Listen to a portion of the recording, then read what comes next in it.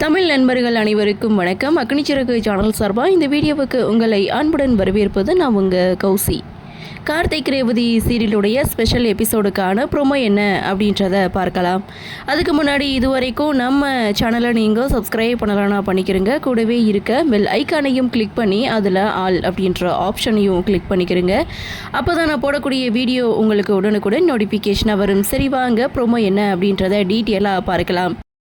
கார்த்திகோட அம்மாவை சிவனாண்டியுடைய ஆட்கள் கடத்திட்டாங்க. அப்படி கடத்தி வச்சுட்டு கார்த்திக்கு கால் பண்ணி உங்கள் அம்மாவை நாங்கள் கடத்தியிருக்கோம், நாங்கள் சொல்கிற இடத்துக்கு உடனே கிளம்பி வான்னு கால் பண்ணி சொல்ல கார்த்தியும் ரொம்ப பரபரப்போட அங்கேருந்து கிளம்புறாரு. அதை பார்த்த மயில் வாகன அட எங்கப்பா நீ போகிற அப்படின்னு சொல்லி கேட்க அம்மாவை யாரோ கடத்தி வச்சுருக்காங்களாம், நான் போயிட்டு வந்துடுறேன்னு சொல்லிட்டு கார்த்தியும் போக ராஜராஜன் பார்த்துட்டு மாப்பிள்ளை எங்கே போகிறாருன்னு சொல்லி மயில் வாகனத்துக்கிட்டே கேட்குறாங்க. அதாவது கார்த்திகோட அம்மாவை யாரோ கடத்தி வச்சுருக்காங்களாம், உங்களை காப்பாற்ற தான் போகிறாரு அப்படின்னு சொல்ல என்னது அபிராமியை கடத்திட்டாங்களா அப்படின்ற மாதிரி இந்த பக்கம் ரொம்ப ஷாக்கிங்கில் இருக்காங்க. ஸோ இன்னொரு பக்கம் அப்படின்னு பார்த்தீங்கன்னா கடத்தி வச்சிருக்க இடத்துக்கு கார்த்தி போகிறாரு. அங்கே ஒரு ஃபைட் சீன் நடக்குது, அபிராமியையும் காப்பாற்றுறாரு. ஸோ சிவனாண்டிக்கு அவங்களுடைய அடியாட்கள் கால் பண்ணுறாங்க.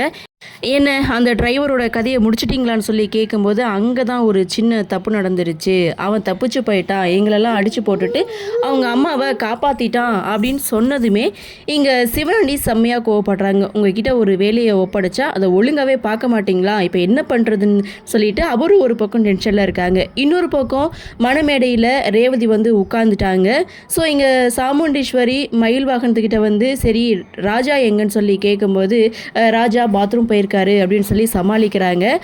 இப்படி போய் சொல்லி ரொம்ப நேரம் அவங்களால சமாளிக்க முடியலை. கடைசியில் ராஜராஜன் சாமுண்டீஸ்வரி கிட்ட உண்மையை போட்டு உடைச்சிட்டாங்க. ராஜாவுடைய அம்மாவை யாரோ கடத்திட்டாங்களாம், அதனால ராஜா காப்பாற்ற போயிருக்காரு அப்படின்னு சொன்னதுமே அடுத்த செகண்ட் சாமுண்டீஸ்வரி என்ன பண்ணுறாங்க, மாயாவை தனியாக கூப்பிட்டு நெத்தி போட்டில் கன்னை வச்சு மிரட்டுறாங்க.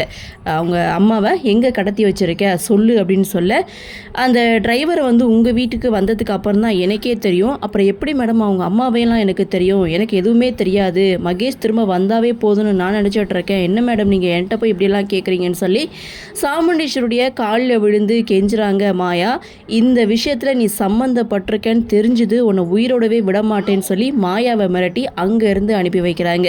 சரி கார்த்தி அபிராமியை காப்பாற்றிட்டாங்க, மண்டபத்துக்கும் வந்தாச்சு. அடுத்து என்ன, ரேவதி கார்த்தி இவங்க ரெண்டு பேருக்கும் கல்யாணம் நடக்க போகுதுன்னு பார்த்தா அங்கே தான் ஒரு ட்விஸ்ட்டு. என்னன்னு பார்த்தா அங்கே ஆசிரமத்தில் இருக்கக்கூடிய தீபா அப்படின்ற குழந்தைய கடத்திட்டு மண்டபத்தில் விடுறாங்க. அந்த தீபா குழந்தையும் பார்த்தீங்கன்னா ரேவதியை பார்த்ததும் அம்மா அப்படின்னு சொல்லி ஓடி வர எல்லாருமே செம ஷாக் ஆகுறாங்க. அந்த இடத்துல சாமுண்டீஸ்வரி ரேவதி கிட்ட இந்த குழந்தை யாரு, இந்த குழந்தைக்கும் உனக்கும் என்ன சம்பந்தம் அப்படின்ற கேள்வியை கேட்குறாங்க. ரேவதி எந்த ஒரு பதிலும் சொல்லலை, சைலண்ட்டாக நிற்கிறாங்க.